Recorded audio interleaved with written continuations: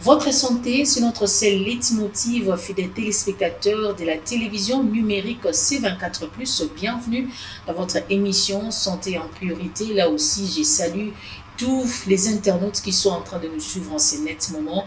Nous remercions les bons dieux pour le souffle de vie qui nous a accordé en ces nets moments.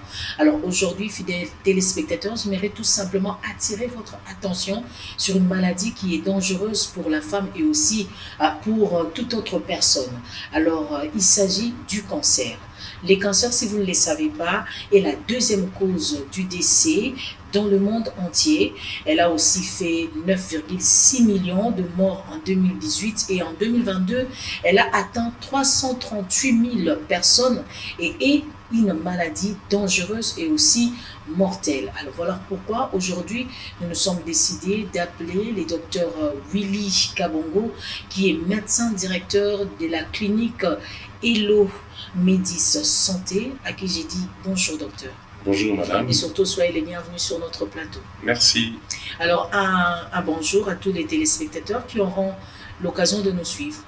Alors, merci beaucoup de me donner cette opportunité. J'aimerais bien saluer les internautes qui vont suivre cette émission et toujours les encourager à rester attachés à cette chaîne qui va certainement vous donner autant d'informations que vous êtes supposé connaître. Alors, merci beaucoup, docteur. Des primes abord, je vais vous poser cette question, docteur Willy. Alors, lorsqu'on parle du cancer, qu'est-ce que la population peut comprendre en plus bref?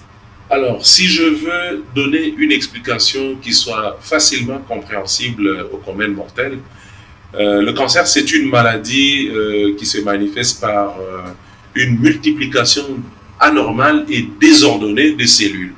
Vous avez un organe X qui va commencer à prendre du volume ou à se comporter d'une manière anormale. Ben, ce sont là les signaux par rapport à un cancer. On peut soit avoir une sorte de tuméfaction, une tumeur communément appelée un gonflement, qui est l'ensemble des cellules anormales qui se multiplient de manière anormale, si je peux me dire. C'est ça un cancer en fait. Alors, les cancers se situent dans quelle partie du corps? Alors, ça c'est très bien. Les cancers concernent tout le corps humain. C'est comme pour dire, on peut avoir un cancer au niveau de l'œil, on peut avoir un cancer à la gorge, un cancer à la langue, un cancer aux testicules, un cancer du sein, un cancer. Donc, c'est tous les organes du corps humain qui sont concernés par le cancer. Alors, quelles sont les causes du cancer, docteur? Alors, si on doit parler des causes du cancer, il faudrait les subdiviser en deux grands groupes. Il y a des causes qui sont modifiables et des causes qui sont non modifiables. Et dans les causes modifiables, on va parler par exemple du tabac, on va parler de l'alcool, on va parler de l'alimentation en général. Et dans les causes non modifiables, on va parler des prédispositions génétiques. Donc c'est comme ça qu'il faudrait a priori prendre. Et c'est peut-être après cela qu'on peut essayer d'expliquer tel organe, ça se passerait comme ça. Mais c'est a priori de cette manière-là qu'il faut considérer. Alors, les cancers prennent combien de temps pour se développer dans le corps humain? Alors, c'est très aléatoire de dire que ça va prendre X temps ou Y temps, mais c'est une pathologie vraiment qui prend beaucoup de temps à se manifester et puis finalement à se diagnostiquer. Donc, c'est vraiment une maladie que je peux dire au long cours. Quand on diagnostique un cancer, ça veut dire que ça a commencé, ça a quand même pris du temps. Ça a quand même pris du temps pour que ça soit diagnostiqué. Donc, c'est une maladie qui prend beaucoup de temps avant d'être diagnostiquée ou avant d'avoir des symptômes qui font que la personne qui en souffre ressent que, voilà, là, j'ai des signes anormaux au niveau de ma santé et que finalement, quand vous allez à l'hôpital, le médecin, après diverses investigations, arrive à confirmer que vous avez un cancer. Alors, peut-on dire avec vous, docteur, Oui. si vous pouvez le confirmer, à travers nos écrans, à travers la télévision C24+, les cancers, la meilleure stratégie pour pouvoir détecter les cancers, c'est le dépistage? Alors, voilà, on va parler du dépistage, mais on va beaucoup plus parler de la prévention. La prévention dans le sens où il faudrait éduquer la population à se faire consulter, à faire ce qu'on appelle le check-up, à faire le check-up à partir d'un certain âge. généralement à partir de la quarantaine, il faut apprendre à aller voir le médecin, même quand on n'est pas malade, pour se faire examiner le bien-être, les examens qui vont permettre de voir s'il y a quelque chose qui va ou qui ne va pas, et que c'est parfois de manière silencieuse que ça va se développer. Ça, c'est d'une part. Mais d'autre part, quand vous avez dans la famille, je vous ai parlé dans les facteurs non modifiables, je vous ai parlé du code génétique, quand vous avez dans la famille des membres de famille qui ont déjà souffert de cancer, vous avez beaucoup plus de chances de développer un cancer que celui qui n'a pas de membres de famille qui ont le cancer. Donc, dans ce cas-là, au lieu d'attendre la quarantaine, c'est beaucoup plus tôt. Beaucoup plus tôt, il faudrait déjà passer par des examens. Même quand on n'est pas malade, il faut passer par des examens et le médecin peut vous faire une sorte de programme que vous allez suivre pour finalement se faire examiner et être en mesure de ramasser la chose beaucoup plus précocement. Alors, pourquoi dit-on que les cancers tuent dangereusement la femme? Moi, je vais un peu modifier. Ça ne tue pas seulement dangereusement la femme, mais les hommes aussi sont concernés. Ça tue de manière, voilà, ça vous laisse parfois sans voix. Dans ma pratique, je reçois des patients en cancérologie, des patients qui souffrent de cancer. Ça tue de la même manière, que ce soit chez les femmes, que ce soit chez les hommes, ça tue de la même manière. Mais seulement, il faudrait être suffisamment informé pour savoir comment se faire faire des bilans de santé pour arriver à diagnostiquer précocement. Voilà, fidèles téléspectateurs, là nous sommes en train de parler du cancer avec le docteur Willy Kabongo. Alors docteur, je m'en vais encore vous poser cette question. Une fois atteint ou soit une fois victime du cancer, comment est-ce que les traitements se passent? Alors ça c'est très important parce que finalement, c'est parfois ça la question qui arrive chez le patient. Le patient il vient en consultation et que finalement, après avoir fait les investigations, vous lui dites, ben voilà, madame, monsieur, vous avez un cancer. Je crois que c'est tout à fait normal et même légitime que le patient ou la patiente vous dise, ben voilà, docteur, qu'est-ce qu'il faut que je fasse? Ou les accompagnants. Évidemment, ça dépend généralement du stade de la maladie. Ça dépend du stade de la maladie, en ce sens que certaines pathologies, certains cancers peuvent être diagnostiqués à un moment où c'est très avancé. Dans ce cas-là, on est impuissant devant la maladie. On va peut-être se mettre dans un mécanisme d'accompagnement. C'est comme ça, vous avez les soins d'accompagnement, comme ça se fait déjà en Europe et partout en Occident. Mais quand la pathologie est diagnostiquée de manière précoce, il faudra savoir mettre un algorithme. Ça, c'est moi qui le dis, je parle généralement d'algorithme. C'est vrai, on va vous dire un schéma thérapeutique. Moi, je parle généralement d'un algorithme thérapeutique. Et là, ça dépendra d'un cancer à un autre.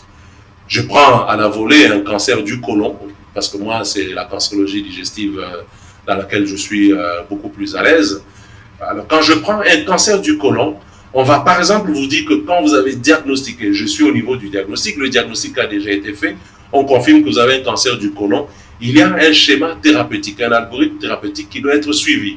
On va par exemple vous dire, ben voilà, vous allez commencer par une chimiothérapie, c'est des médicaments, c'est des poisons de très forte dose qu'on va donner aux patients qui vont tuer les cellules cancéreuses au niveau de la circulation sanguine, ensuite renvoyer ce patient pour une chirurgie.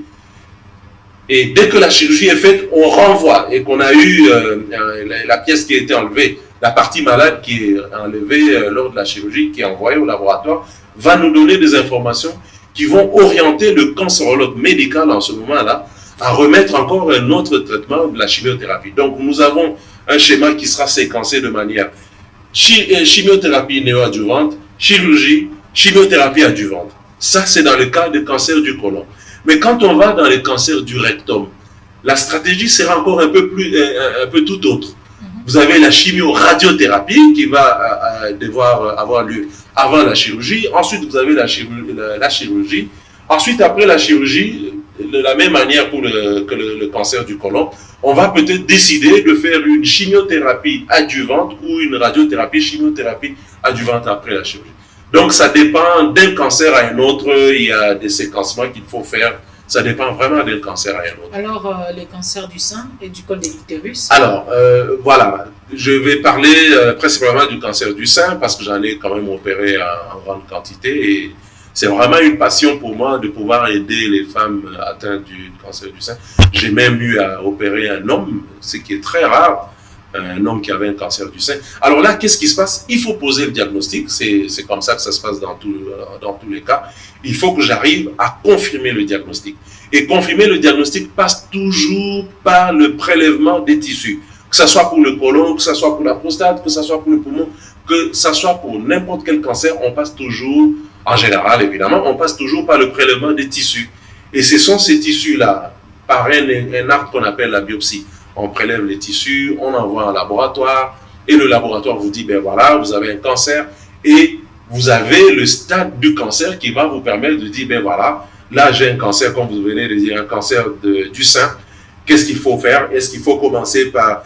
D'abord, est-ce que le traitement, il est curatif ou nous sommes dans un traitement palliatif? Un traitement curatif, c'est que si nous enlevons, au stade où la maladie cancéreuse est, si nous l'enlevons, nous allons guérir le malade.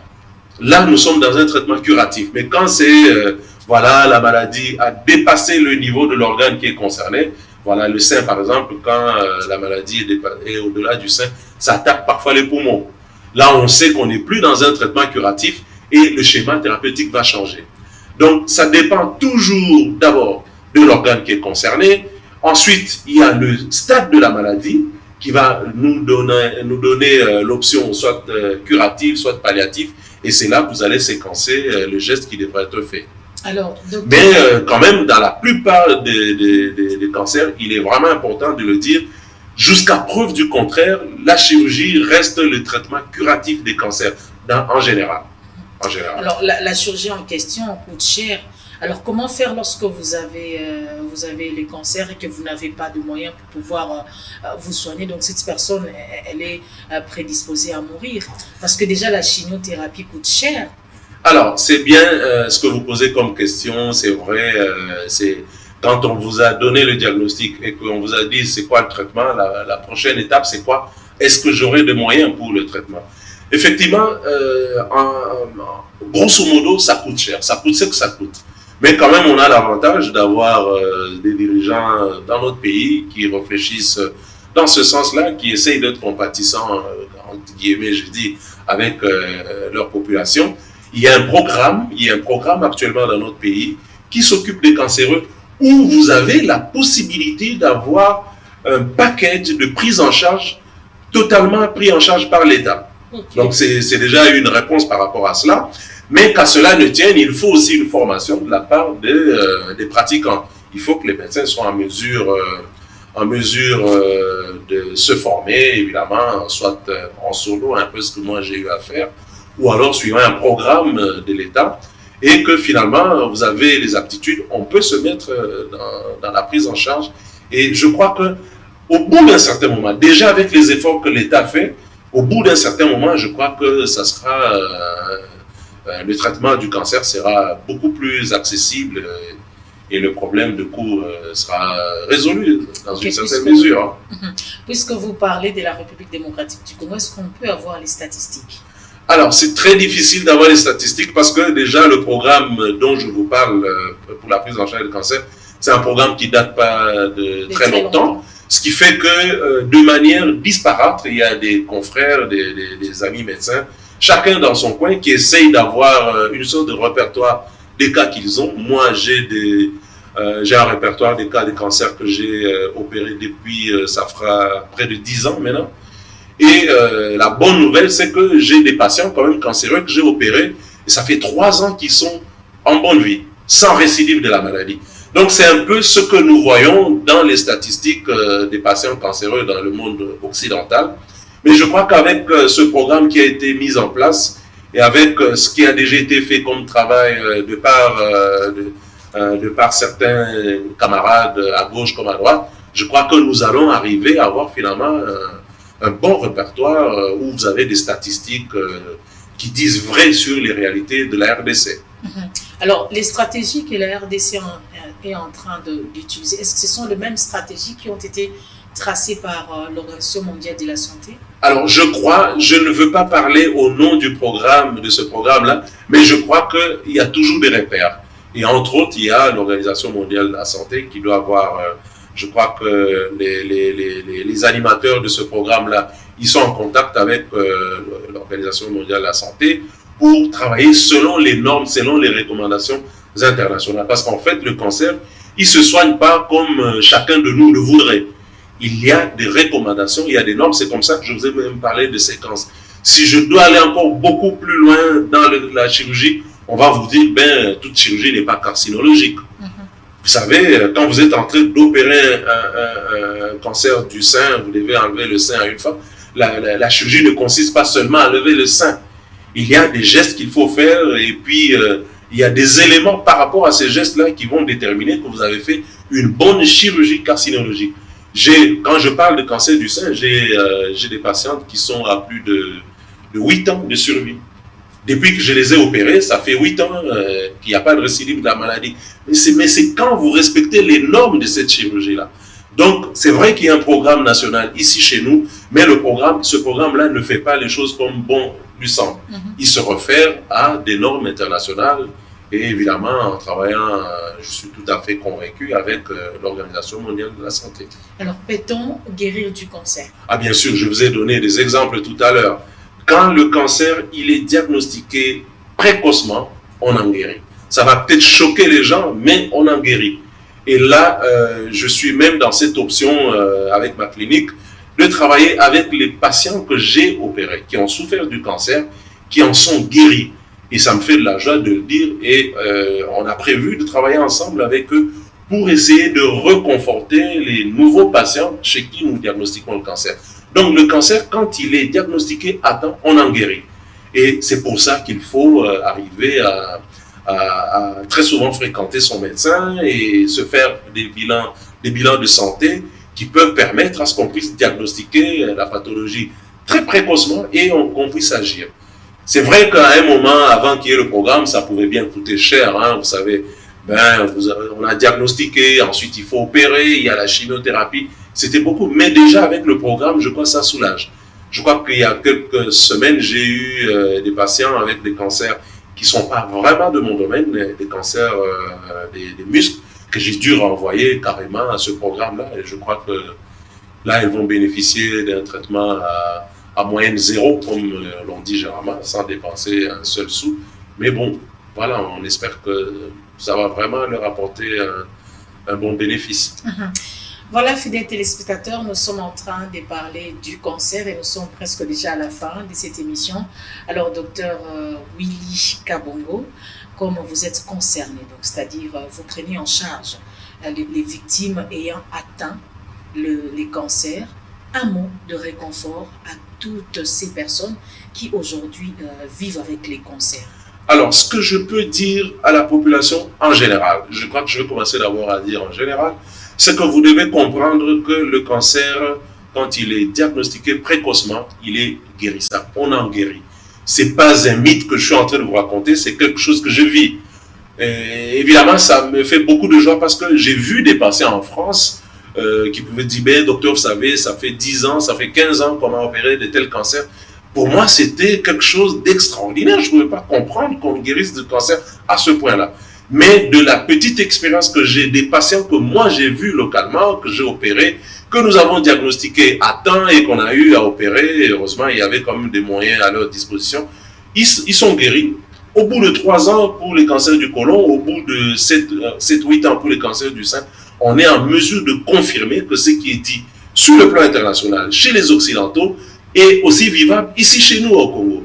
Alors ça, c'est ce qu'il faut dire. Donc, il faudrait très souvent rencontrer le médecin, se faire des bilans de santé pour voir s'il y a des facteurs qui pourraient peut-être nous amener à développer le cancer. Et le médecin, il va vous dire ce qu'il faut faire pour éviter qu'on arrive à cela. Ou alors essayer de retarder et que finalement, quand vous l'avez diagnostiqué,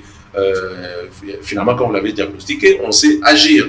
Mais pour ceux qui ont le cancer, alors là, c'est un problème à 2 facettes. Il faut d'abord se rassurer qu'on aille chez le médecin qui est formé pour prendre en charge correctement, parce que en fait, la cancérologie, comme je vous disais, c'est pas quelque chose qui va se prendre en charge selon son bon vouloir. Vous dites, je vais faire comme ça, je vais faire comme ci. Mais il faut aller chez la personne la mieux entraînée. Parce qu'à ce niveau-là, il y a un problème. Je viens de perdre une patiente, ça fait, je crois, 2 ou 3 semaines.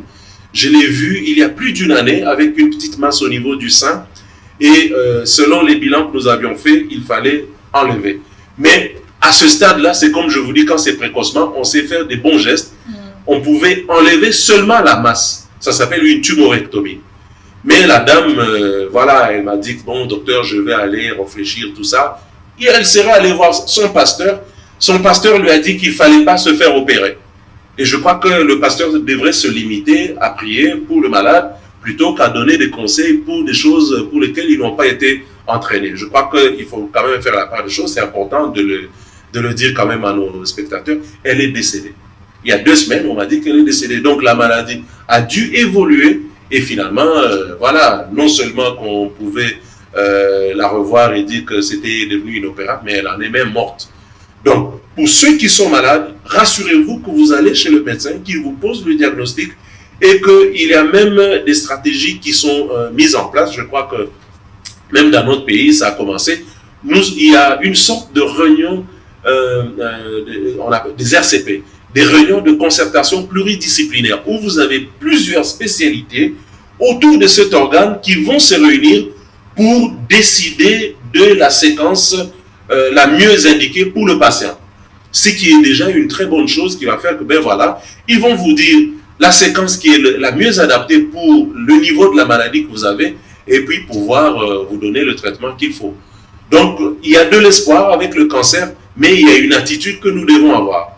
Il y a une attitude que nous devons avoir parce que déjà, quand vous prenez, vous l'avez dit d'entrée des jeux, le taux de mortalité par rapport au cancer, tout ça, mais vous allez vous rendre compte qu'il y a des cancers qui sont très fréquents. Vous avez les poumons, vous avez le sein, vous avez l'intestin, le gros intestin, vous avez la prostate. Déjà, vous avez une idée pour savoir que voilà, ça ce sont les cancers les plus fréquents. Donc, avec cette information-là, vous êtes supposé savoir comment déjà vous comporter, comment visiter votre médecin pour avoir autant d'informations et savoir comment réagir quand c'est finalement diagnostiqué. Voilà, il y a de l'espoir lorsqu'on est atteint du cancer, mais il faudra avoir une attitude plus positive, c'est-à-dire observer ce que le médecin est en train de vous dire ou nous dire, parce que nous-mêmes aussi nous sommes concernés par cette maladie, bien que les chiffres qui font froid au dos, et j'espère qu'à travers la sensibilisation que mon pays est en train d'envisager pour pouvoir éliminer à coup sûr les cancers. C'est vrai, ça tue, mais aussi les cancers peut être guéri, comme l'a dit le docteur Willy Kabongo. Voilà, c'est par ces mots d'espoir que nous mettons un point final à cette émission Santé en priorité et je m'en vais déjà remercier le docteur Willy Kabongo pour votre intervention. Merci beaucoup, madame. Et je suis très content du mot que vous avez glissé vers la fin de la sensibilisation. Ce qui fait que pour m'avoir invité, j'étais très content. Je me disais, ben voilà, c'est toujours une opportunité parce que ça fait toujours mal que moi, médecin, je sois dans mon bureau, que je reçoive un malade qui n'a pas été informé. Et puis finalement, c'est important qu'il y ait de la sensibilisation. Donc, je remercie et je remercie vraiment votre chaîne et je vous remercie à vous de pouvoir penser à vos téléspectateurs de cette manière-ci. Merci beaucoup, vraiment, nous sommes flattés. Et voilà, c'est la fin de cette émission. J'espère que vous aurez des questions à nous poser. Si vous avez besoin du docteur Kabongo, en tout cas, essayez de nous contacter. Nous allons vous indiquer où il travaille et pourquoi pas s'entretenir avec lui autour du cancer. Voilà, au revoir.